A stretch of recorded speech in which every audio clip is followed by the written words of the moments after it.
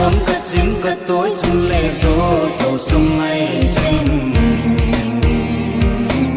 xin thấy phung cất sô nghe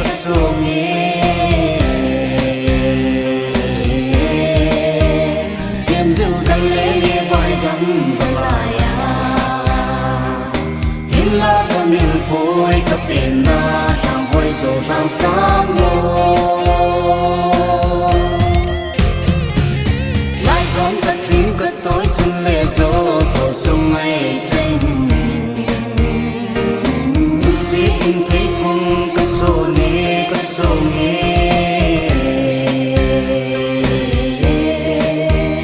đêm dịu thân lệ nghe vai gắn ra lại hin la ta miền phôi ta biển na hàng hồi rồi làm sáng ngô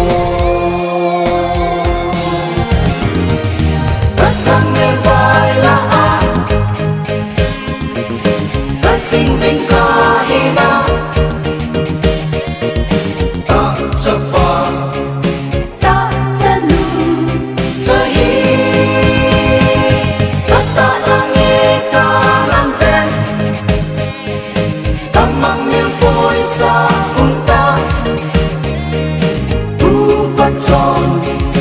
chọn đi ta a hi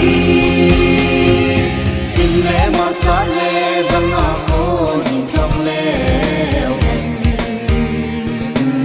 diêu na mấy him quay khô mũi u lê na lo không lâu vinh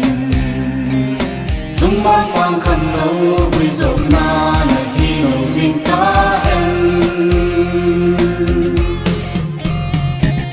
xin lẽ mà sát lẽ vang mà cô nhìn dòng lẽ diêu na mấy him quay khô mũi u lê na lo không lâu vinh dung ma bang khăn lâu quy rộp na để đi nổ dinh ta hen hát thăng nghe vai là hát xinh xinh ca hi na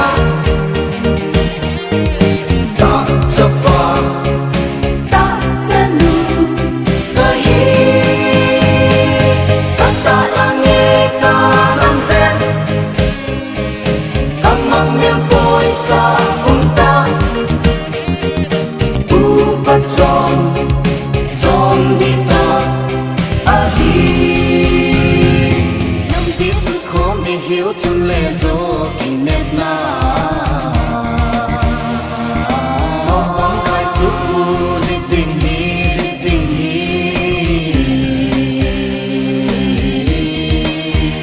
hiểu hi không nếp mà sống dình ngủ tê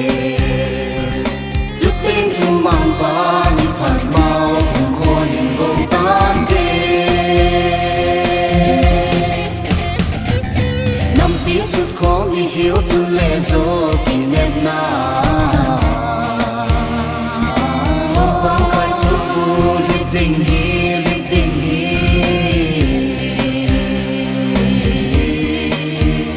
hiểu hi không nếp mà sống dình ngủ tê chút tên chung mang ba như phạt bao cùng khô nhìn gồm tan đê hát thăng nghe vai là hát xinh xinh ca hi na ta cha pa ta cha lu ta hi ta lang nghe ta lam sen ta mang niềm vui sa cùng ta tu pa chọn đi ta a hi lại sống cất dính cất tối chung lệ gió tàu sông ngày xanh xin thấy phung cất sô nghe đêm dịu thân lệ nghe vai gắn ra lại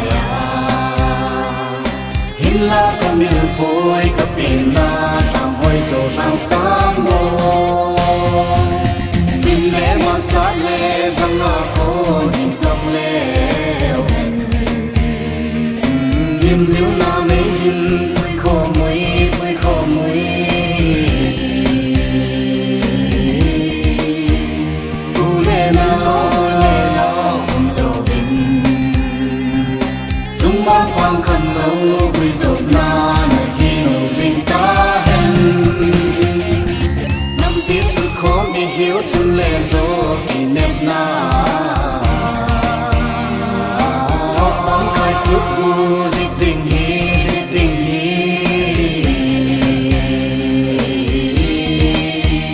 theo hi khắp hết mà sống dình hồn đề chút tên chung mang phá ni bạt mau cùng cô nên gồm tám tên